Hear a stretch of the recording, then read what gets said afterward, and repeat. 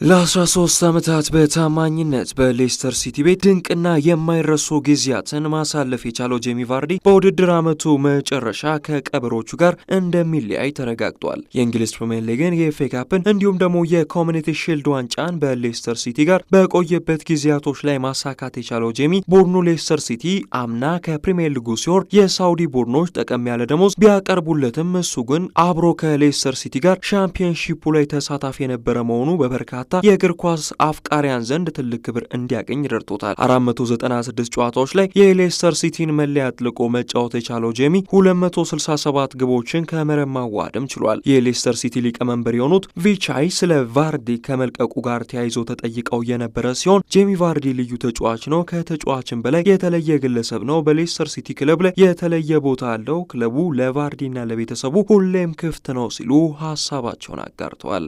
እንግሊዛዊው የመስመር ተጫዋች ማርከስ ራሽፎርድ በክረምቱ የዝውውር መስኮት የካታላኑን ቡድን ባርሴሎናን መቀላቀል እንደሚፈልግ ስካይ ስፖርቶች ይዘውት የወጣው መረጃ አመላክቷል። እንደሚታወሰው በጥሩ የዝውውር መስኮት ላይ ከማንቸስተር ዩናይትድ በውሰት ለቆ መዳረሻውን አስቶን ቪላ አድርጎ በቪላ ፓርክ ድንቅ ብቃቱን ዳግም እያሳየ የሚገኘው ማርከስ ራሽፎርድ ክረምት ላይ በቋሚነት ከማንቸስተር ዩናይትድ ጋር እንደሚለያይ መረጃዎች እየጠቆሙ ይገኛሉ። ታዲያ ራሽፎርድ ማንቸስተር ዩናይትድን የሚለቅ ከሆነ የእግር ኳስ ሕይወቱን ለማደላደል ምርጫው የሚያደርገው በሃንስ ዲተር ፊሊክ ስር የተያዘውን ባርሴሎናን ሲሆን ጥር ላይም ቀደም ብሎ ባርሴሎናን ምርጫው አድርጎ የነበረ ሲሆን ደሞዙን ለመቀነስ ዝግጁ ነበር። ታዲያ የውድድር ዓመቱ በማብቃቱ በኋላ ራሽፎርድ ቀጣዩን የእግር ኳስ ሕይወቱን የት ቡድን ላይ እንደሚያደርግ ከውሳኔም ይደርሳል። ራሽፎርድ በቪላ ቤት በ17 ጨዋታዎች ላይ መሰለፍ የቻለ ሲሆን 4 ግቦችን አስቆጥሮ 5 ግብ የሆኑ ኳሶችን ደግሞ አመቻችቶ ማቀበል ችሏል።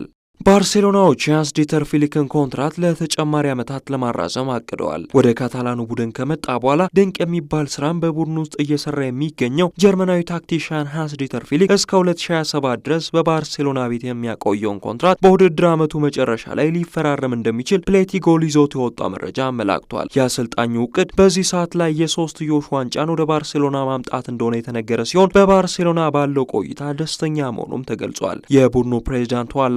የቡድኑ ፕሬዚዳንት ሁዋን ላፖርታ በጀርመናዊ አሰልጣኝ ስራ እርካታን ማግኘቱ የተገለጸ ሲሆን የኮንትራት ፊርማውም የጊዜ ጉዳይ ነው እንጂ መፈጸሙ አይቀር ይመስሏል።